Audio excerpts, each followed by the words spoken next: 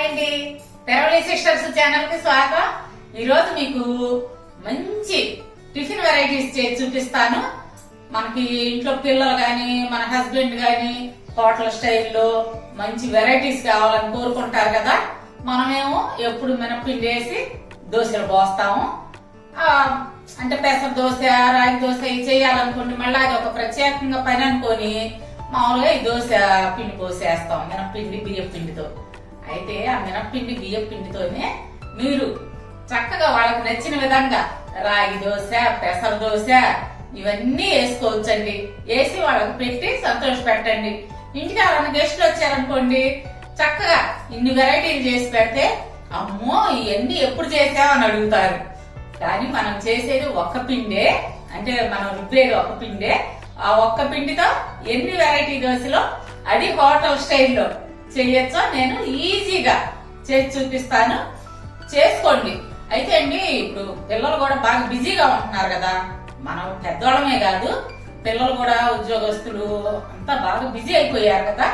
వాళ్ళకి ఈజీగా పెసర దోశ ఇలాంటి వెరైటీ దోశలు ఎంత ఈజీగా చేసుకోవచ్చో చేసి చూపిస్తాను. వాళ్ళు కూడా చక్కగా చేసుకొని ఈ బిజీ లైఫ్ లో అన్ని కూడా ఆస్వాదించవచ్చు. పెసర దోశ ఇవన్నీ కూడా ఒక్కరోజే. ముందుగా మనం దోశ పిండి రెడీ చేసుకోవాలండి. దోశ పిండికి కొలత బియ్యం 3 బియ్యం తీసుకుంటే 1 మినపగుళ్ళు తీసుకోండి. కొంచెం ఇన్ని జాలు మెంతులు, ఇన్ని మెంతులు వేయండి. వేసి శుభ్రంగా కడిగి నైటే నానబెట్టుకోవాలి. నైట్ నానబెట్టుకున్న తర్వాత ఈ నైట్ అంతా నానతాయి కదా, నిద్ర లేచి పొద్దున్న ఏం చేస్తారంటే గ్రైండర్ ఉంటే గ్రైండర్లో వేసి రుబ్బండి, లేదంటే మిక్సీలో అయినా మెత్తగా పేస్ట్ చేసుకోండి. అప్పుడు మనకి పిండి రెడీ అయింది. నేను ఈ పిండిని పొలవనియట్లేదండి, ఫ్రెష్ గా చేసుకోవటానికి ఈ విధంగా చేస్తున్నాను. ఇది ఒక వెరైటీ అన్నమాట. మనకి ఈ పిండి రెడీ అయింది. ఈ పిండితో పెసర దోశ ఎలా చేసుకోవాలో అది హోటల్ స్టైల్లో చేసి చూపిస్తాను, చూడండి. ఈ దోశ పిండి ఈ కప్తో 2 కప్పులు తీసుకున్నాను. మీరు ఏ కప్పు అయినా వాడుకోవచ్చు. దాంతో 2 కప్పులు తీసుకోండి. ఇది పక్కన పెడదాం. ఇది పెసర పిండి అండి. మనం పెసలు శుభ్రంగా కడిగి ఎండబెట్టుకొని మనం మిక్సీ పట్టుకోవాలి. మర ఉంటే మీకు దగ్గరలో మర పట్టించుకోండి, లేదంటే మిక్సీ అయినా పట్టుకోవచ్చు. ఆ పిండిని మనం ఒక డబ్బాలో రెడీ చేసుకుంటే ఎప్పుడు మనకి పెసర దోశ కావాలంటే అప్పుడు వేసుకోవచ్చు. ఇప్పుడు ఈ పెసర పిండిలో తగినంత ఉప్పు, కొంచెం పసుపు, మినప్పిండి ఈ 2 కప్పులు తీసుకున్నాం కదా, 1 కప్పుతో పెసరపిండి తీసుకోండి. ఇది ఉప్పు పసుపు కలిసే విధంగా కలుపుకొని కొంచెం వాటర్ పోసుకొని జారుగా చేసుకుందాం.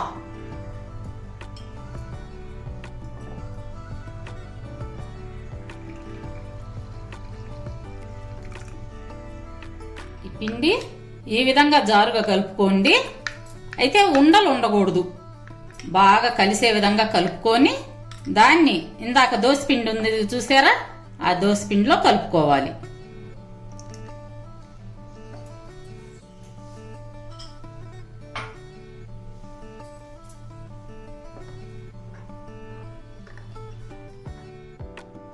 ఇప్పుడు ఈ దోసపిండి ఈ విధంగా జారుగా కలుపుకోవాలి.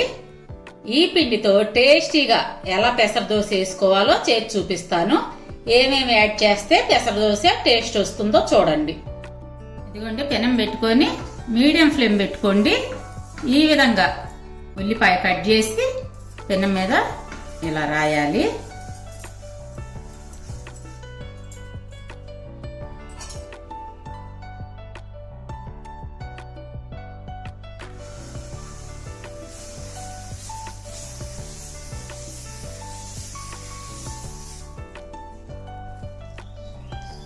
మీకు పలచగా కావాలంటే పలచగా పోసుకోవచ్చు, కొంచెం మందం ఇష్టపడేవాళ్ళు మందంగా పోసుకోండి. ఇప్పుడు సన్నగా తరిగి పెట్టుకున్న ఉల్లిపాయ ముక్కలు, కొన్ని పచ్చిమిర్చి, కొంచెం క్యారెట్, ఇవన్నీ కూడా సన్నగానే తరిగి పెట్టుకోండి. కొంచెం జీలకర్ర, సన్నగా తరిగి పెట్టుకున్న అల్లం ముక్కలు, కొంచెం కొత్తిమీర,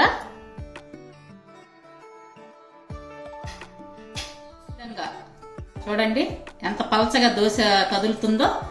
మీరు ఈ దోశకి ఆయిల్ వాడకుండా నెయ్యి వాడండి. పెసర దోశ ఎప్పుడైనా నెయ్యితో తింటేనే రుచి ఉంటుంది.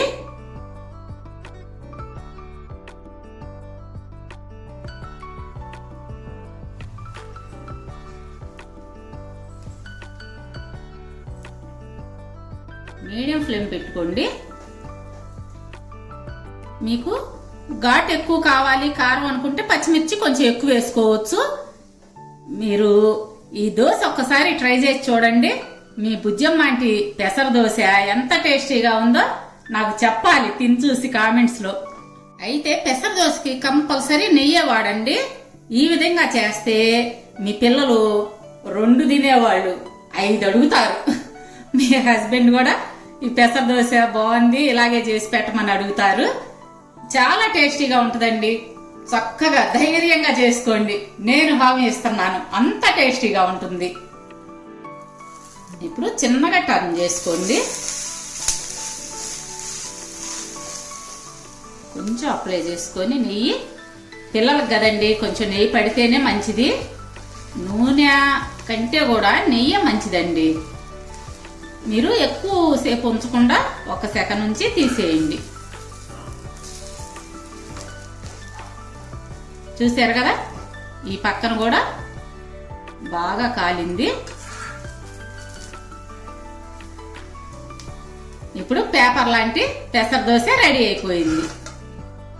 ఇప్పుడు 2వ రకం దోశ చూపిస్తానండి. ఈ పిండి మినప్పిండి, అదే మనం దోశకి వేసుకున్నాం కదా, ఆ పిండి ఈ కప్పుతో తీసుకోండి. 1 కప్పు. ఇదే కప్పుతో రాగి పిండి అండి, రాగి పిండి తీసుకోవాలి. ఇవి రాగులు శుభ్రంగా చేసి కడిగి ఆరబోసి మరబట్టించుకొని ఇది కూడా ఒక డబ్బాలో పెట్టుకోండి. ఎప్పుడు కావాలంటే అప్పుడు మనం దోశలు వేసుకోవచ్చు అన్నమాట. ఈ రాగి పిండిలో తగినంత ఉప్పు వేసుకొని వాటర్ వేసి బాగా కలుపుకోవాలి. ఇది కూడా ఉండలు లేకుండా బాగా కలుపుకోండి. ఇది మాత్రం కొలత ఒక మినప్పిండికి అంటే దోశ పిండికి 1కి 1 కొలత.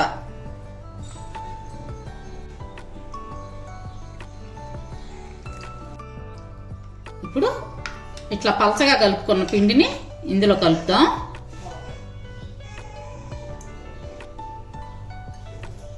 అందులో సన్నగా తరిగిన ఉల్లిపాయ ముక్కలు, పచ్చిమిర్చి, మీకు కారాన్ని బట్టి చూసి వేసుకోండి, కొంచెం అల్లం ముక్కలు, కొంచెం జీలకర్ర, అన్ని కొంచెం కొంచెం వేసుకోండి.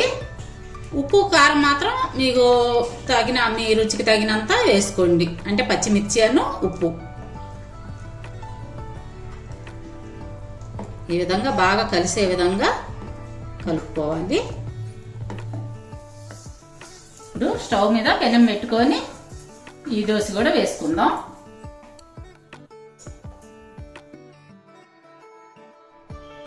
ఇప్పుడు రాగి దోశ వేసుకుందాం.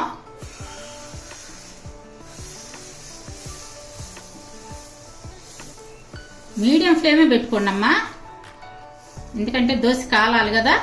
హై ఫ్లేమ్లో పెడితే మాడినట్టు వస్తుంది. ఈ దోశకి ఆయిల్ బాగుంటుంది.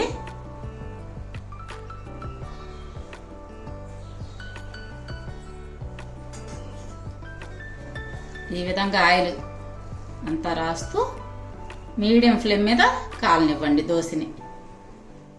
ఇప్పుడు ఈ దోశని ఇలా టర్న్ చేసుకోండి. మీకు కావాలనుకుంటే పైన ఆయిల్ వేసుకోవచ్చు, లేదంటే ఇంతవరకు వదిలేసేయండి. ఇలాంటి నాన్ స్టిక్ పెనాల మీద అసలు ఆయిల్ లేకుండా అయినా వేసుకోవచ్చు. డైట్ చేయాలనుకున్న వాళ్ళు, వెయిట్ తగ్గాలనుకున్నారనుకోండి, అసలు ఆయిల్ వేసుకోకుండా వేసుకోండి దోశలో. చట్నీ టేస్టీగా ఉంటే ఆయిల్ లేకుండా అయినా దోశలు చాలా బాగుంటాయి. చట్నీ బాగా టేస్టీగా చేసుకోండి. ఇప్పుడు పల్చటి రాగి దోశ రెడీ అయిపోయింది. వేరే ప్లేట్లోకి తీసేసుకుందాం.